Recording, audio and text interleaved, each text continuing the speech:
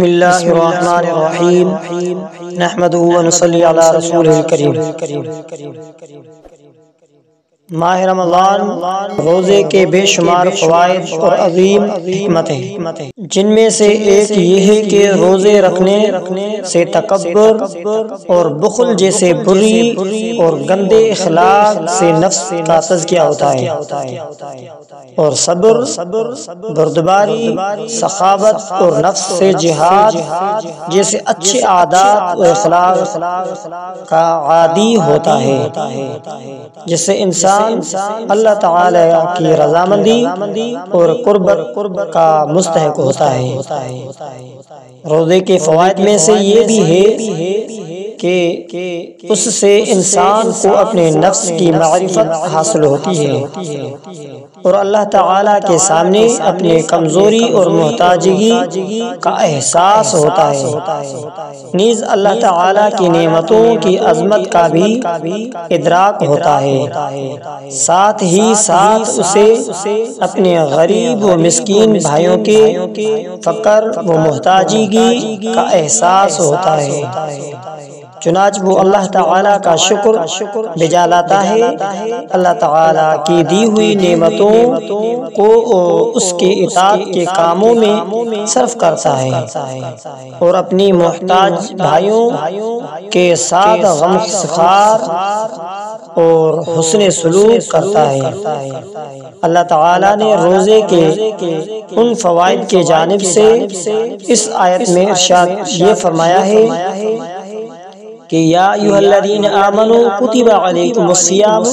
کما کتب علی الذین من قبلکم لعلکم تتقون۔ اے ایمان والو، تم پر روزے فرض کر دیے گئے ہیں جس طرح تم سے پہلے لوگوں پر فرض کیے گئے تھے تاکہ تم پرہیزگار بن جاؤ۔ اللہ تعالیٰ نے اس آیت میں واضح کر دیا ہے کہ اس نے ہم پر روزے اسی لیے فرض کیے ہیں تاکہ ہم اس کا تقوی اختیار کر سکیں۔ اس کا مطلب یہ ہوا کہ روزہ تقوی حاصل کرنے کا وسیلہ ہے۔ تقوی یہ ہے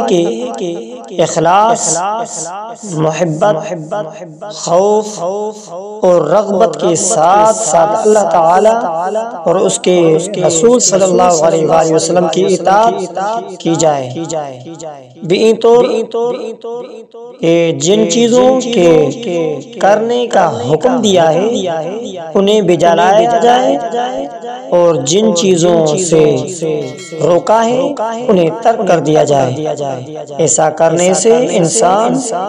اللہ تعالی کے عذابوں اور غضب سے محفوظ رہے گا۔ عرض یہ ہے کہ روزہ تقوی کی اہم ترین شاخ ہے اور اللہ تعالی سے قرب کا ذریعہ اور دین و دنیا کے تمام امور میں تقوی الہی اختیار کرنے کا بہترین وسیلہ ہے۔ نبی کریم صلی اللہ علیہ وآلہ وسلم نے روزے کے بعض فوائد کا ذکر کرتے ہوئے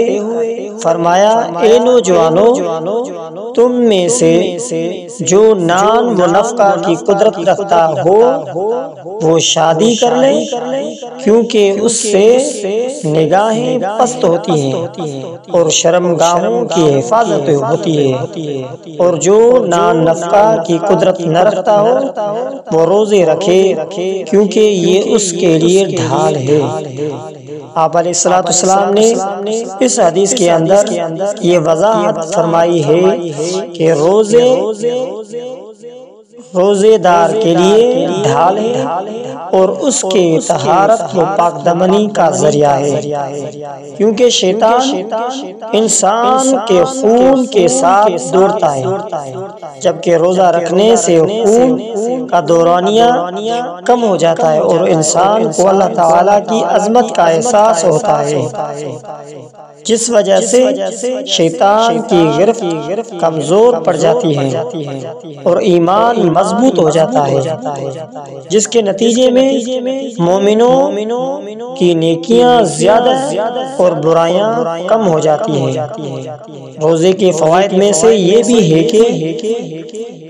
جسم کو گندے اخلاق سے پاک کرتا ہے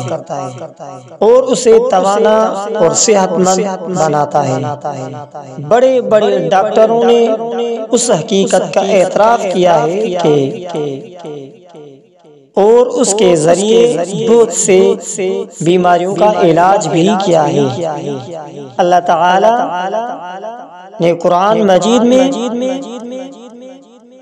اس بات کی وضاحت کی ہے کہ اس نے ہم پر اس طرح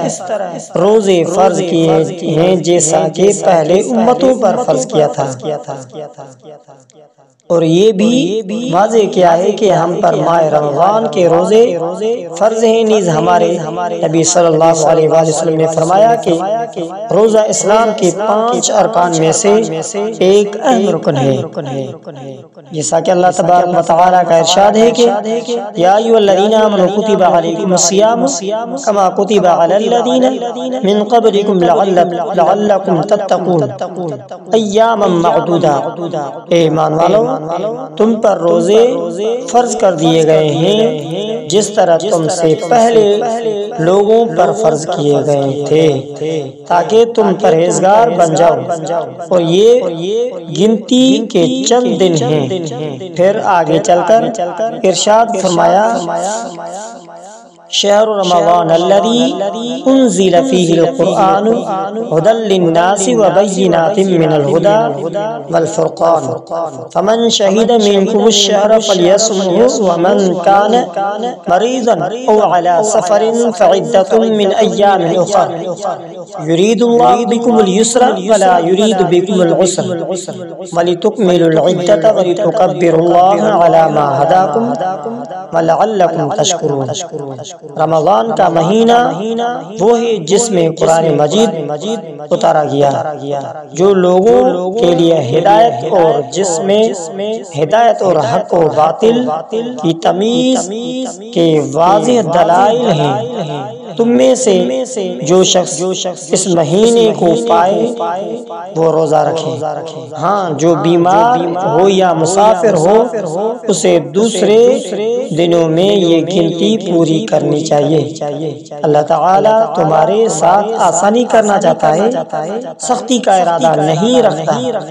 وہ چاہتا ہے کہ تم گنتی پوری کرو اور اللہ تبارک و تعالیٰ کی دی ہوئی ہدایت پر اس کی کبریائی بیان کرو اور اس کا شکر ادا کرو۔ اگر آپ ہمارے چینل پہ نیا ہیں تو ہمارے چینل کو سبسکرائب کریں، لائک کریں، کمنٹ میں اپنی رائے ضرور دیں۔